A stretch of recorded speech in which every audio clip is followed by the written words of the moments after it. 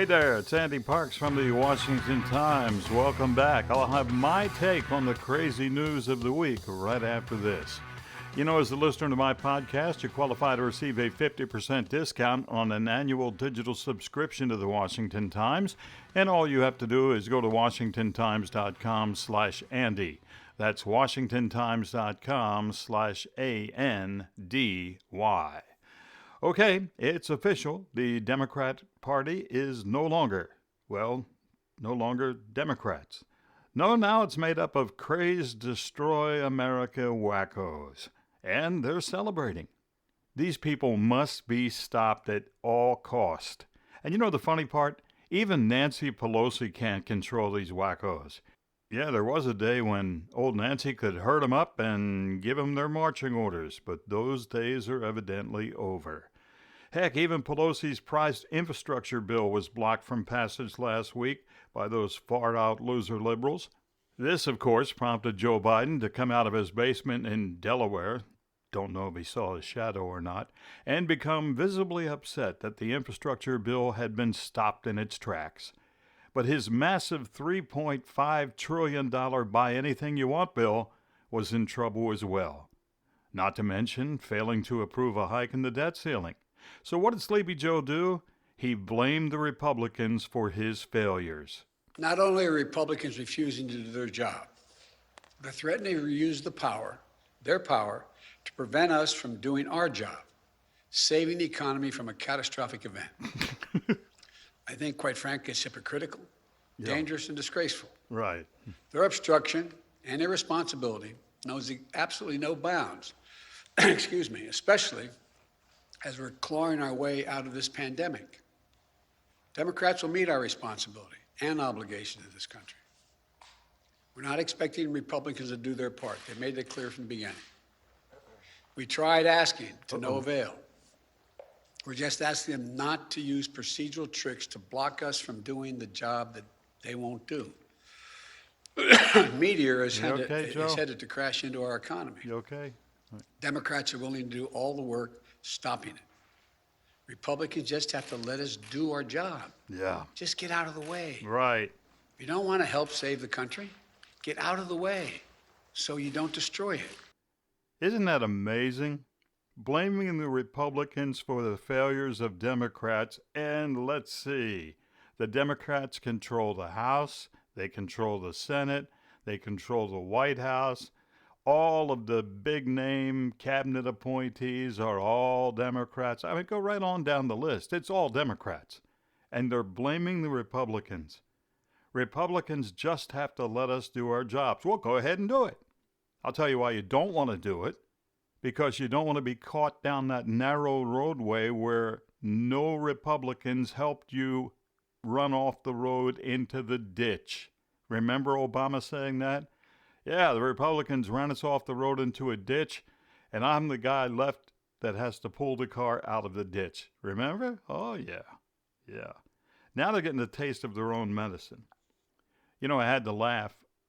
I heard the White House trying to defend protesters who badger their own lefties, like the crowd that followed Democrat Senator Kyrsten Sinema into a bathroom with a video camera. They wanted to confront her about her stance on the $3.5 trillion spending spree. Seems she and West Virginia Senator Joe Manchin are the only Democrats against it. A Democrat with common sense? Come on, two of them? Can you imagine the White House reaction had this been Nancy Pelosi in that bathroom stall? Now that's entertainment, ladies and gentlemen. By the way, Manchin is changing his tune just like he always does. He is to the Democratic Party what Lindsey Graham is to the Republican Party. Say you're going to do one thing, you get right up to the edge, and you do something else. Fantastic, isn't it?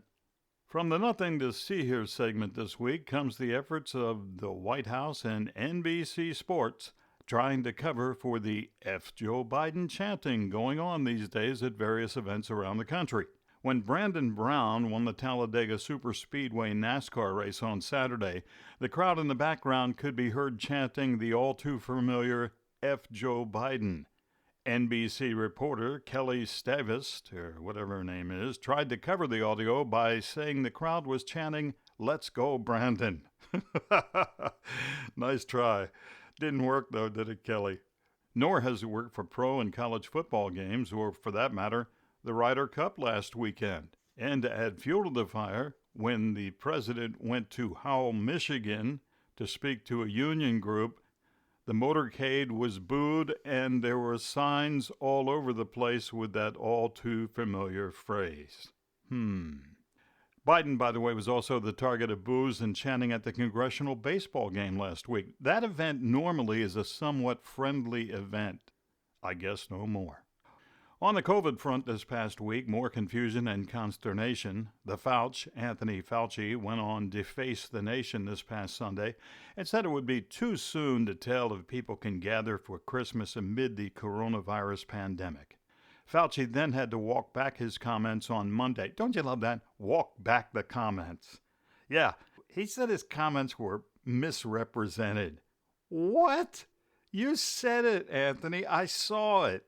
Now you claim your comments were misrepresented? What kind of nonsense is this? And why hasn't this idiot been fired? I wonder how many lives have been lost as a result of his failures. Oh, one more thing. I couldn't help but notice that Fauci took his mask off to appear in a documentary about his hero-like performance as it relates to the COVID-19 epidemic. All about his 15 minutes of fame, which has turned into 15 months. So sad for America. And from the we can only wish the worst on a guy comes this. Virginia gubernatorial candidate, Democrat Terry McAuliffe, stepped in it big time at last week's debate with his Republican opponent. McAuliffe said, "I don't think parents should be telling schools what they should teach." Yep, said it on live TV, which made it a bit tough to say he was taken out of context. And then he staggered back into the pile he created by adding, quote, "I'm not going to let parents come into schools and actually take books out and make their own decisions." What? Has this guy not looked around his own state? Has he been blind to the school board protest? I sincerely hope this and other blunders punch him out of the November election. Well, that'll do it. Thanks for joining me today, and remember to receive a 50% discount on an annual digital subscription to the Washington Times. Go to washingtontimes.com/Andy. You'll get 24/7 digital access to the Washington Times at 50% off. Again, go to washingtontimes.com/ANDY. I'm Andy Parks. Have a great day.